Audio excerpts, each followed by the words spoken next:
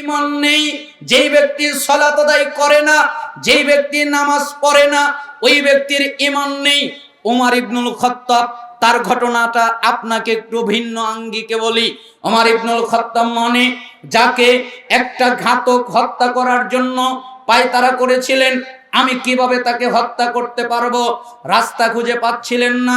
তাই একটা শয়তান ইবলিস মানুষের বেশ ধারণ করে তার কাছে আসলো। এরপরে তাকে বলল, তুমি কি উমারকে হত্যা করতে চাও? জি, আমি তাকে হত্যা করতে চাই। তাহলে তুমি তাকে হত্যা করতে পারবে না। আমি যে হত্যা করতে পারবো না এ কথা আমিও জানি, আপনার কাছে বুদ্ধি থাকলে বলেন। তখন তিনি বললেন, আমার কাছে দুইটা বুদ্ধি আছে, তুমি যদি দুইটা পালন করো তাহলে উমারকে হত্যা করতে পারবে।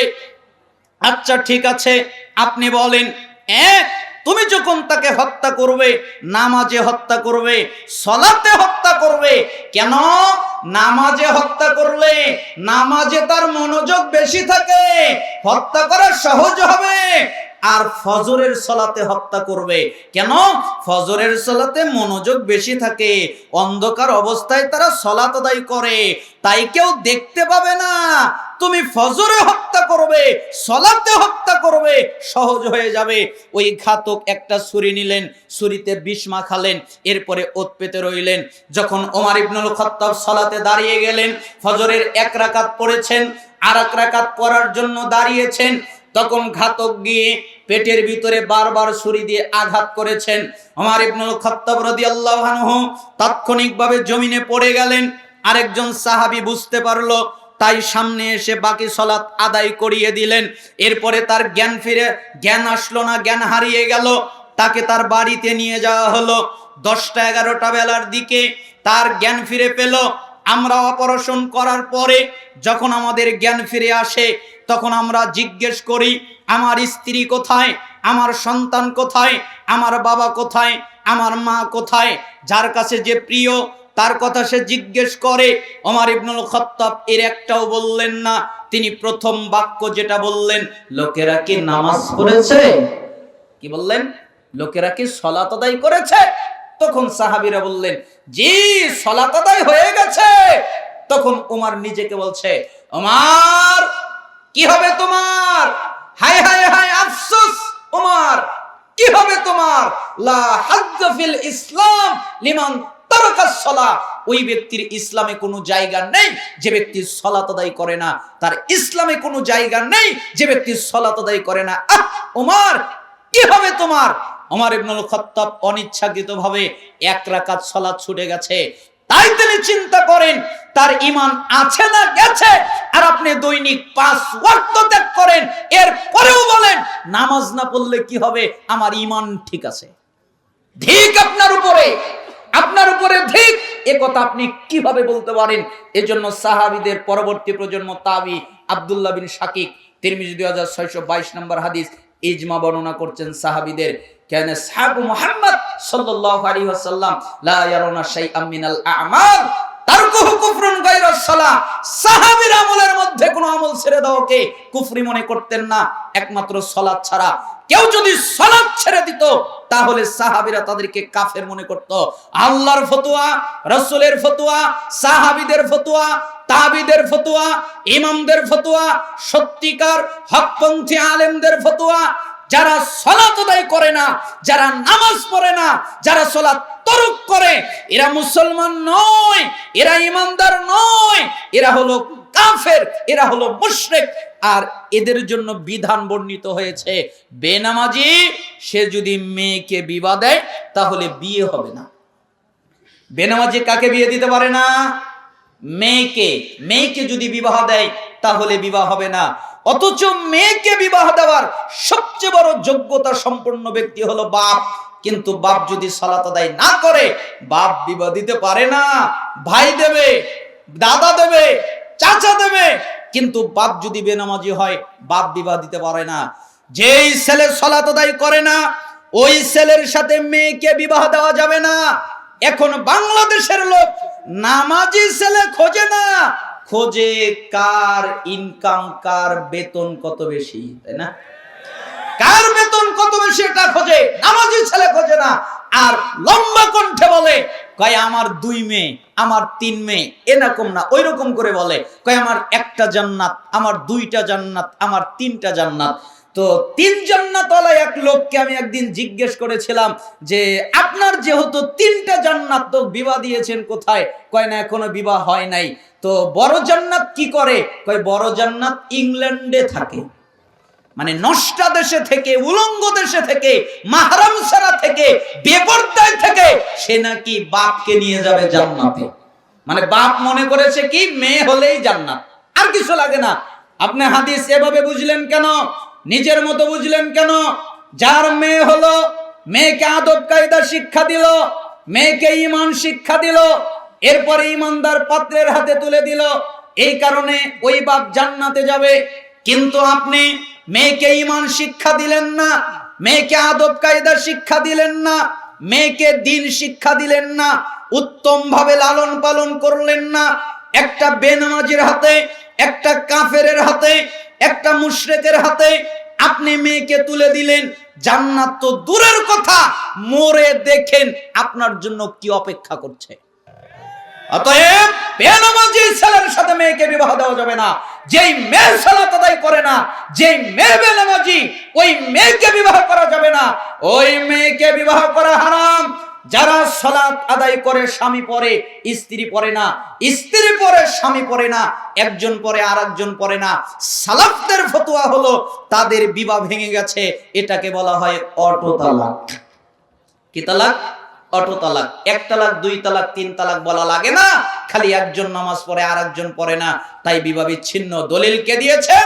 আল্লাহ বলেছেন সূরা মুনতাহিনা 10 নম্বর আয়াত আপনি পড়েন, আল্লাহ আলাদা করে দিতে বলেছেন। যারা সালাত আদায় করে না এদের জানাজা নেই। জানাজার সালাত পড়লে 1 কিরাত নেকি হয়, মাটি দিলে 2 কিরাত নেকি হয়। জানাজা মাটি দেওয়া বাবদ 1 কিরাত উহুদ পাহাড়ের সমপরিমাণ। কিন্তু বেনামাজির যদি কেউ জানাজা পড়ে তাহলে কোনো নেকি নাই। বেনামাজির জানাজা পড়লে কোনো নেকি নাই। বাপ হতে পারে, মা হতে পারে, সন্তান হতে পারে, যে কেউ হোক না কেন, বেনামাজির জানাজা পড়া যাবে না। আরে জানাজা তো অনেক দূরের কথা। বেনামাজি যদি মারা যায় ওকে, ওর জন্য কাফনের কাপড় কেনা যাবে না। বেনামাজি যদি মারা যায় ওকে গোসল দেওয়া যাবে না। বেনামাজি যদি মারা যায় ওর জন্য কবর খনন করা যাবে না। বেনামাজি যদি মারা যায় ওকে মুসলমানের কবরস্থানে দাফন করা যাবে না। ও এত খারাপ, ওর জানাজা তো অনেক দূরের কথা। আল্লাহর নবী মায়ের জন্য দোয়া করতে চায়, আল্লাহ অনুমতি দেয় না। আল্লাহর নবী বাপের জন্য দোয়া করতে চায়, আল্লাহ অনুমতি দেয় না। আল্লাহর নবী চাচার জন্য দোয়া করতে চায়, আল্লাহ অনুমতি দেয় না। আল্লাহর নবী মায়ের জন্য দোয়া করতে পারে না, আল্লাহর নবী চাচার জন্য দোয়া করতে পারে না, আল্লাহর নবী বাপের জন্য দোয়া করতে পারে না, আল্লাহ অনুমতি দেয় না। আপনি কেন বেনামাজির জন্য দোয়া করবেন? অতএব বেনামাজির জানাজা নেই। যত মানুষ, যত নেতা, যত নেত্রী, যত পুরুষ, যত মহিলা বেনামাজির জানাজা পড়বে তত মানুষ পাপীতে গণ্য হবে। আর বাংলাদেশে নামাজি তৈরি করার কর্মসূচি নাই। কয় নামাজি তৈরি করতে হবে, যেদিন আমরা ক্ষমতায় যাব ওই দিন পিটিয়ে সালাত আদায় করাবো। এজন্যই আমি বলি ক্ষমতায় গিয়ে নামাজি তৈরি করা কঠিন ব্যাপার হয়ে যাবে। এই বাংলাদেশের প্রত্যেকটা হুজুর যদি, প্রত্যেকটা মসজিদের ইমাম সাহেব যদি তারা আল্লাহকে ভয় করে এবং কোরআন এবং সুন্নাহ পালন করে এবং তারা যদি একসাথে স্লোগান দেয়, আমাদের জীবন চলে যাবে, আমরা ফাঁসির মঞ্চে চলতে রাজি আছি, বেনামাজির জানাজা পড়বো না।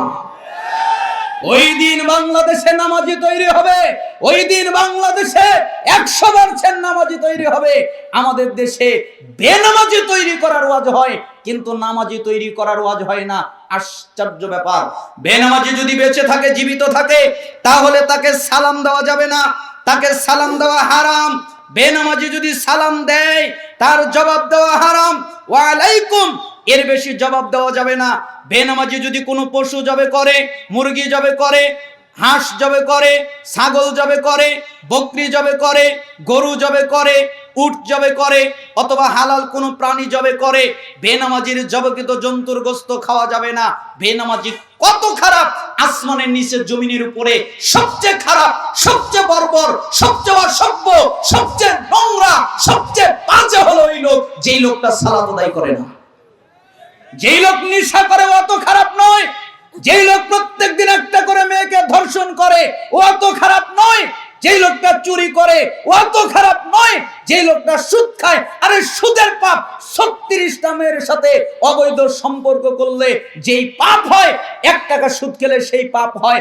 সুদের 70টি পাপ ভাগ রয়েছে, সবচেয়ে নিচের পাপ মায়ের সাথে জিনা করা, অবৈধ সম্পর্ক করা। এর পরেও সে অত বড় পাপী নয় যত বড় পাপী হলো বেনামাজি। ও পৃথিবীর সমস্ত কাজ করে কিন্তু সালাত আদায় করে না, তার মানে ও হলো সবচেয়ে খারাপ। আর ওর আমল নামায় 1 নেকি নাই। কয় নেকি নাই? 1 নেকিও নাই। আপনি বলবেন ও তো দান করে, ও তো হজ করে, ও তো যাকাত দেয়, ও তো উমরা করে। ঠিক আছে, এই সমস্ত ইবাদত করে, কিন্তু নেকি যে রাখবে ওই তলানি নাই। কি নাই? নেকি রাখার তলানি নাই। একটা জেলে মাছ মারার জন্য গেছে, অনেকগুলো মাছ ধরে টুনায় রেখেছে, কিন্তু টুনার নিচে কেটে দেওয়া, যখন টুনাটা উঠিয়েছে সমস্ত মাছ বের হয়ে আগেই চলে গেছে। তার মানে বেনামাজির সালাত নাই, কিচ্ছু নাই। দলিল রাসূল সাল্লাল্লাহু আলাইহি সাল্লাম বলেছেন, আউয়ালু মা ইউহাসাবু বিহিল আবদু ইয়াউমাল কিয়ামাতিস সালাহ ফাইন সালাহা সালাহা সাইরু আমালিহি ওয়া ইন ফাসাদাত ফাসাদাত সাইরু আমালিহি। কিয়ামতের দিন সর্বপ্রথম হিসাব নেওয়া হবে সালাতের। যার সালাত টিকে যাবে ও যত ইবাদত করেছে সব টিকে যাবে, যার সালাত টিকবে না ও যত ইবাদত করেছে কিছুই টিকবে না। তার মানে নামাজ আছে, সব আছে, নামাজ নাই, কিচ্ছু নাই। এখন আপনারা কি বুঝলেন? নামাজ সালাত পড়লে হবে না না পড়লেও হবে? পড়তে হবে না হবে না? কারা কারা পড়বেন 2 হাত উঁচু করে দেখান। লিল্লাহি তাকবীর। আল্লাহকে বলেন, হে আল্লাহ, আমরা আর সালাত ছেড়ে দিব না, আমরা আর নামাজ ছেড়ে দিব না। আল্লাহ আপনাদেরকে কবুল করুন। আমি মুসাফির মানুষ, আপনাদের জন্য দোয়া করি, আল্লাহ তাআলা আপনাদের 5 ওয়াক্ত সালাত জামাতের সাথে আদায় করার তৌফিক দান করুন। সালাত থেকে অমনোযোগিতা হয় এমন সমস্ত কাজ থেকে আল্লাহ তাআলা আপনাদেরকে হেফাজত করুন। শয়তানের কুমন্ত্রণা, শয়তানের ওয়াসওয়াসা, শয়তানের জাল থেকে আল্লাহ সুবহানাহু ওয়া তাআলা আমাদেরকে হেফাজত করুন। যে কোন মূল্যে আমাদেরকে সালাত আদায় করতেই হবে। আমরা আলোচনা করছিলাম কিয়ামতের পূর্বের ফিতনা। কিয়ামতের পূর্বে অনেকগুলো ফিতনা ফাসাদ দেখা যাবে, তার একটা শাসন ব্যবস্থা থাকবে না, সালাত থাকবে না।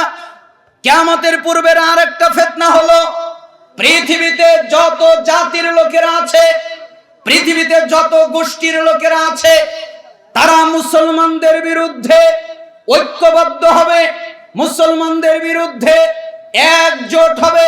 মিশকাত 5369 নম্বর হাদিস, সাওবান রাদিয়াল্লাহু আনহু তিনি বলেন, রাসূল সাল্লাল্লাহু আলাইহি ওয়াসাল্লাম বলেছেন, যেরকম খাবার পাত্রের দিকে, দস্তরখানার দিকে সমস্ত মানুষ একত্রিত হয়, এটা হলো দস্তরখানা, এখানে খাবার খাওয়ার জন্য চতুর্দিক থেকে মানুষ একত্রিত হয়।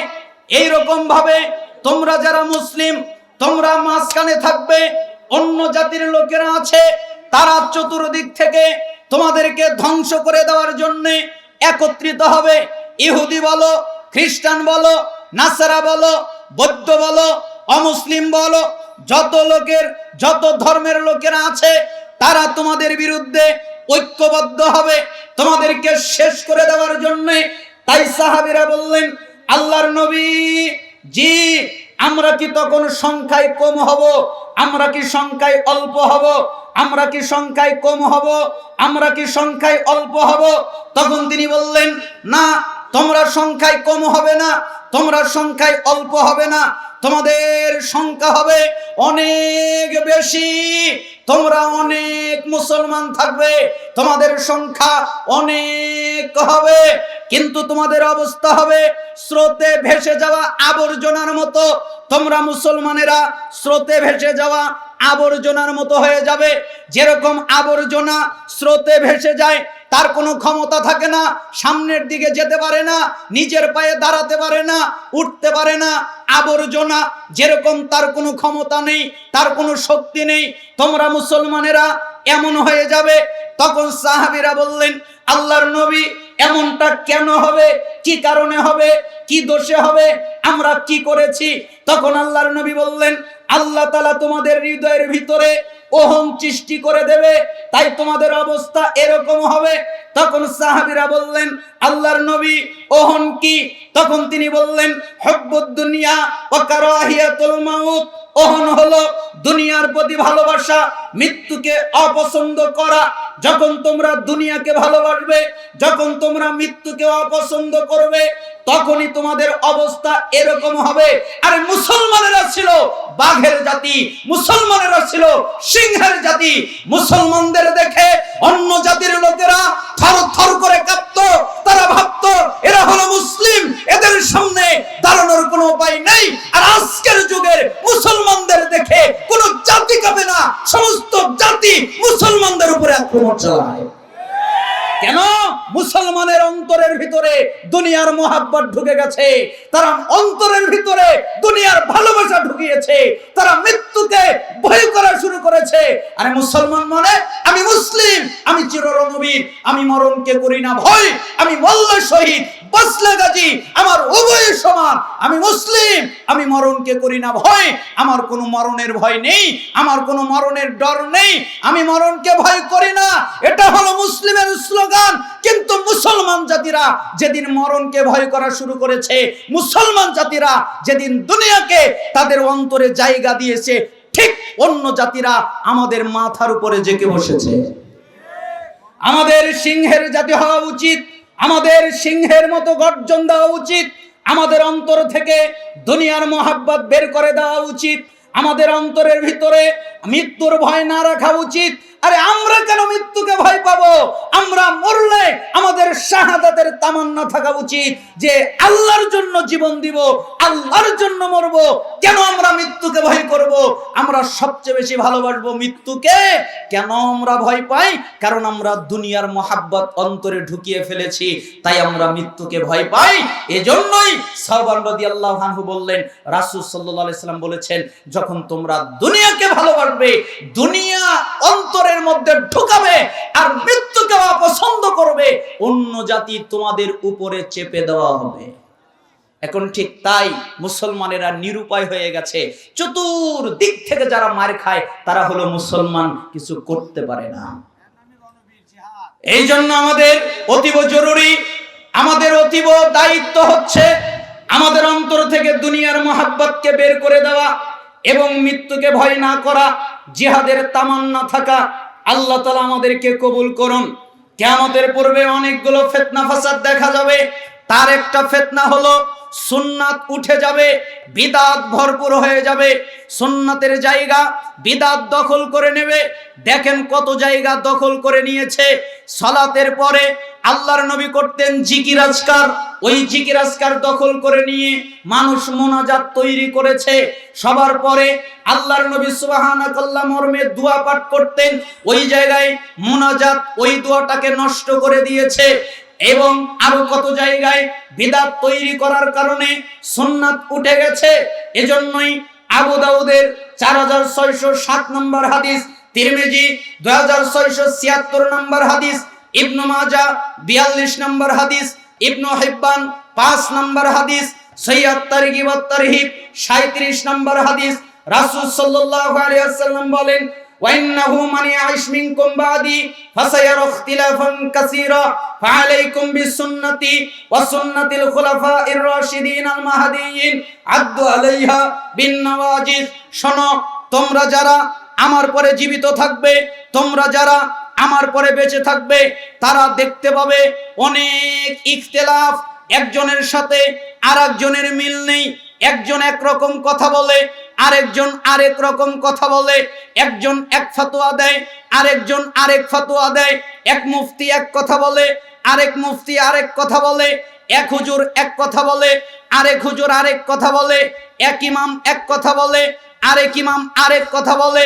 যখন তোমরা এই অবস্থানে পড়ে যাবে, এই অবস্থায় পড়ে যাবে, তখন তোমাদের উপরে আবশ্যক হলো, তখন তোমাদের উপরে কর্তব্য হলো আমার সুন্নাত আর আমার খোলাফায়ে রাশিদিনের সুন্নাতকে আঁকড়ে ধরে থাকা।